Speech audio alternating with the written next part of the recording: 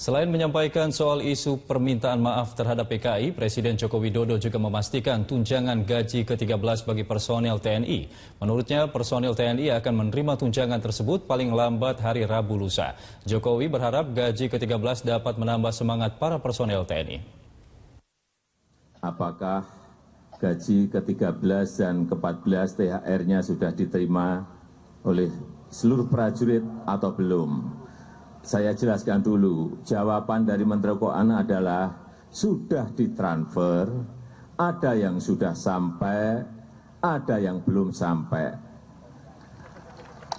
Maksimal nanti hari Rabu pasti sudah diterima. Yang digugat adalah pasal 41 tentang dukungan calon perseorangan dan pasal 48 mengenai verifikasi faktual. Pasal 41 yang diuji materi terkait nasib pemilih pemula yang akan mendukung calon independen. Dan pasal 48 mengenai verifikasi faktual yang dinilai mempersulit pendukung calon independen.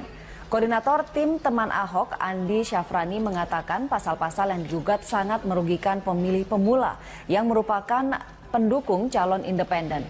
Dalam pasal 41, pendukung calon independen selain harus berumur 18 tahun atau harus terdaftar di daftar pemilih tetap sebelumnya. Sementara pada pasal 48, verifikasi faktual dianggap menyulitkan, yakni waktu yang hanya 3 hari untuk memverifikasi faktual pendukung independen.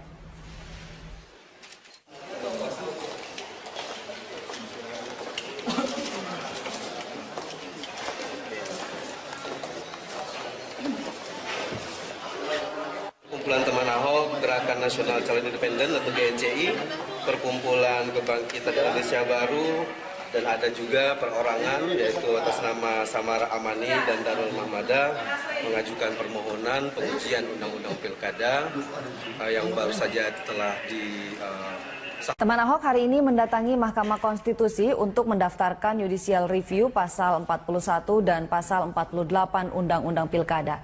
Bersama teman Ahok, sejumlah elemen kemasyarakatan juga ikut mendukung judicial review ini.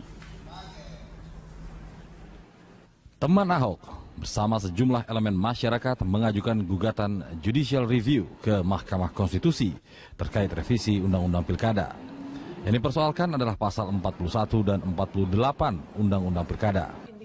Pendamping ahli teman Ahok, I Gusti Putu Arte, mempertanyakan urgensi pemaksaan waktu 3 hari dalam verifikasi faktual calon perseorangan yang diatur dalam pasal 48 Undang-Undang Pilkada dan tengah 3 hari untuk warga yang tidak bertemu petugas verifikasi faktual melapor ke panitia pemungutan suara dianggap janggal. 3 hari itu. Mau fiktif mau tidak fiktif, ini adalah soal metode bagaimana kemudian verifikator diberi keluasan ke lapangan. Itu poinnya. Jadi tidak ada hubungannya gara-gara karena banyak fiktif lalu dikunci 3 hari, nggak ada. Artinya sebenarnya tetap bisa, tapi dengan jangka waktu yang lebih panjang. Ya, tetapi 3 hari ini ditambah lagi kemudian kalau tidak bisa ditemui, kemudian dinyatakan gugur, dan Mas Hadar tadi sudah mengatakan kalau kemudian secara kolektif sudah dikumpulkan, lalu tidak bisa datang, masih ada waktu ternyata masa verifikasi, masih boleh lagi datang ke KPPS, tidak langsung gugur. Senada dengan Putu Arte, pengamat politik carta politik, Yunarto Wijaya juga beranggapan dengan disahkannya pasal 41 dan pasal 48 Undang-Undang Pilkada ini, semakin jelaslah terlihat keinginan dari DPR. Mana sejarah jalur perseorangan ini tanda kutip seakan-akan tidak ikhlas diterima oleh DPR karena aturan yang semakin memberatkan. Saya pun sebelum berbicara mengenai verifikasi faktual termasuk yang menolak naiknya angka ambang batas bagi dukungan jalur perseorangan. 3% pun kalau kita bicara bandingan dengan negara-negara lain di sistem presidensial yang mengakui jalur independen sudah termasuk berat. Di Amerika Serikat katakanlah untuk menjadi calon presiden saja di masing-masing negara bagian hanya dibutuhkan, misalnya negara bagian besar California hanya butuh 1%. Terbesar Arizona misalnya itu 3%. Sementara itu, menurut Komisioner KPU Hadar Nafis Gumai, KPU tidak akan terlalu mempersoalkan keberadaan pasal 48 Undang-Undang Pilkada, tetapi lebih memfokuskan diri untuk bekerja. Kami juga melihat bahwa pengaturan di pasal 48 khususnya tentang pembatasan 3 hari bagi pendukung yang tidak ditemui itu harus menyatakan dukungannya ke kantor PPS. Prosedur sensus atau prosedur menemui semua pendukung Dan masa 14 hari itu sebetulnya sudah kami laksanakan selama ini. Yang baru adalah pembatasan 3 harinya. Nah, ini buat penyelenggara sudah pasti lebih memberatkan. Kalau bagi pendukung atau dari tim pasangan calon, perkiraan kami ya, tetapi kami tidak akan mengelaborasi atau memberi pandangan lebih jauh tentang ini. Dari kalangan anggota Dewan sendiri membantah jika dikatakan ada upaya menjegal setiap calon independen yang akan maju ke pemilihan kepala daerah melalui disahkannya Undang-Undang Pilkada. Lalu bagaimana hasil judicial review teman Ahok dan kawan-kawan? Tentu Mahkamah Konstitusi memiliki skala prioritas dan unsur pemenuhan keadilan dalam memutus setiap permohonan. Tim Liputan, Berita 1 TV, Jakarta. Sementara itu menanggapi teman Ahok yang melakukan gugatan judicial review ke Mahkamah Konstitusi, Gubernur DKI Jakarta Basuki Cahayapurnama mengatakan tindakan yang dilakukan teman Ahok ini adalah inisiatif mereka sendiri tanpa melalui konsultasi dengannya terlebih dahulu. Berita, mereka juga nggak ada konsultasi sama saya. Enggak. Jadi betul-betul teman Ahok itu nggak ada hubungan dengan saya sebetulnya. Jadi ini memang terlalu independen, makanya saya mau ketemu gitu untuk ngomong gitu ya. Berarti ini termasuk kebablasan maksudnya Bapak? Enggak bilang kebablasan juga. Tapi saya bilang mereka ini untungnya dia nggak anti partai. Tapi dia masih ada benang merah ketemu kita. Waktu dulu saya minta mau Jarod pun mereka nggak keberatan. Cuma kan Pak Jarod nggak berani masukin nama. Tujuan mereka tuh yang penting saya bisa ikut. Komunitas teman Ahok hari ini akan mengajukan judicial review terhadap Undang-Undang Pilkada yang baru karena dinilai memberatkan calon independen untuk maju dalam pilkada. Ketentuan yang dinilai bisa memberatkan adalah bahwa pemilih pemula tidak masuk hitungan pendukung calon independen, serta terkait aturan verifikasi faktual yang hanya memberikan waktu 3 hari. Sementara itu, teman Ahok hingga kini tinggal membutuhkan 9.000 KTP untuk mencapai angka 1 juta yang ditargetkan akan tercapai hari Sabtu besok. Oleh karena itu, pengajuan berkas independen pada 3-7 Agustus bisa terpenuhi. Kita sedang menyiapkan proses verifikasi faktual ya, dari mulai administrasi, terus penggandaan, sampai menyiapkan relawan untuk verifikasi faktual nanti di lapangan. Itu yang paling penting. Terus juga kita akan coba melakukan judicial review hari ini ke Mahkamah Konstitusi, guna mengubah pasal 48 dan 41 itu, Mas. Pemirsa, teman Ahok bersama sejumlah elemen masyarakat mengajukan gugatan judicial review ke Mahkamah Konstitusi terkait revisi Undang-Undang Pilkada. Ada 2 pasal yang menjadi substansi gugatan. Juru bicara teman Ahok, Amalia Ayuning Tias, mengatakan judicial review diinisiasi oleh Gerakan Nasional Calon Independen dan teman Ahok merupakan salah satu peserta. Substansi yang digugat adalah pasal 41 dan 48 karena pemilih pemula dan pemilih pendatang berpotensi kehilangan hak mendukung calon independen sebab mereka tidak masuk dalam daftar pemilih tetap sebelumnya. Poin kedua adalah batas waktu verifikasi faktual yang hanya 3 hari dan tertutupnya KPU soal jumlah suara pendukung gugur serta berhasil. Menurut Amalia, kedatangan teman Ahok tidak dikonsultasikan terlebih dahulu dengan Ahok. Amalia mengatakan teman Ahok sudah biasa bergerak sendiri. Kegiatan kita tidak pernah berkonsultasi langsung dengan Pak Ahok karena memang jalur komunikasinya juga sangat terbatas.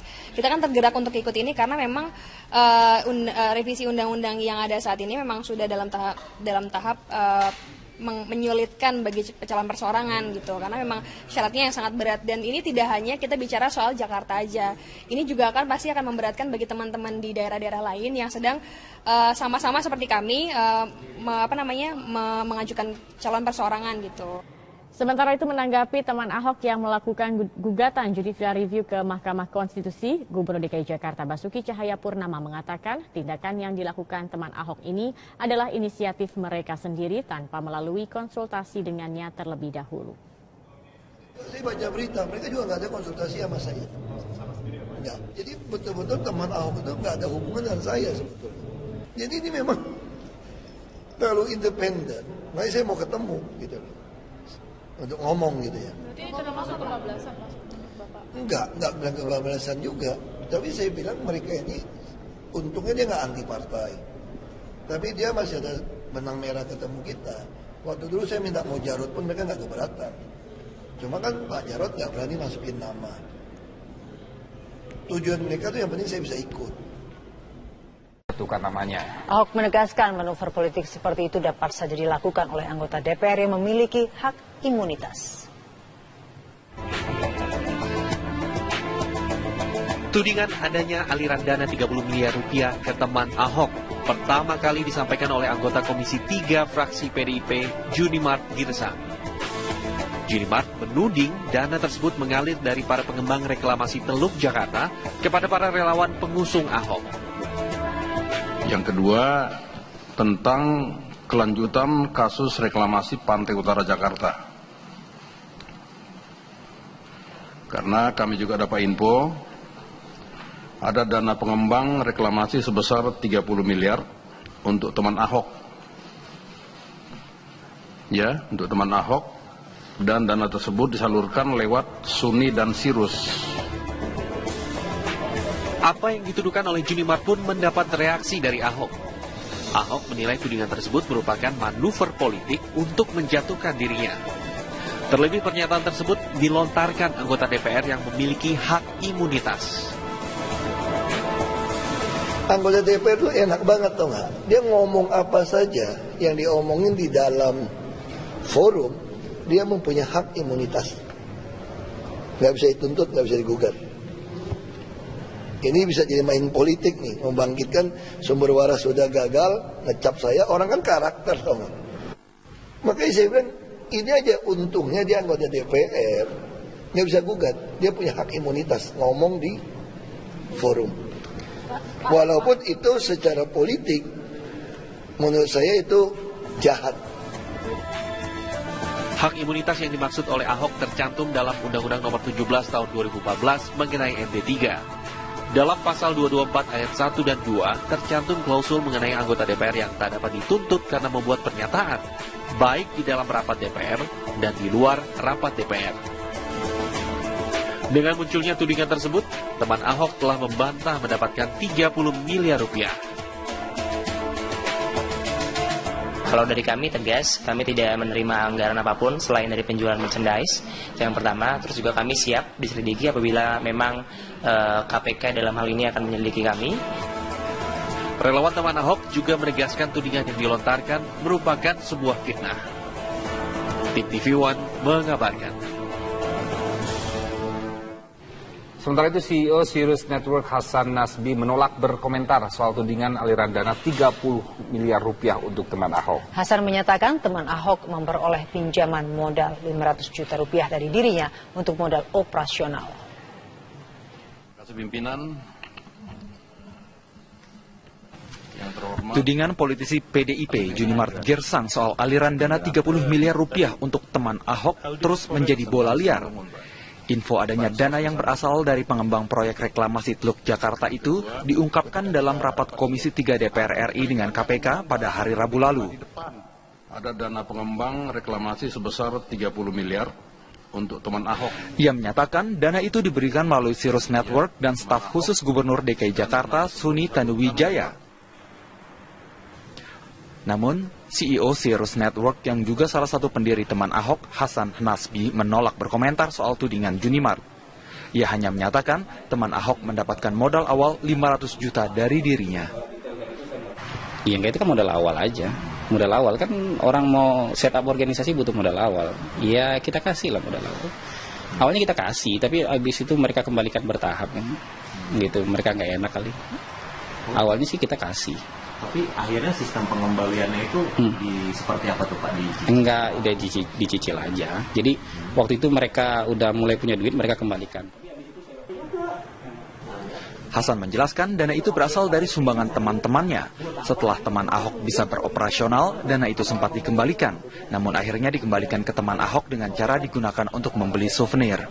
Dari Jakarta, Ramon Ardians, Muhammad Ishak, TV One mengabarkan.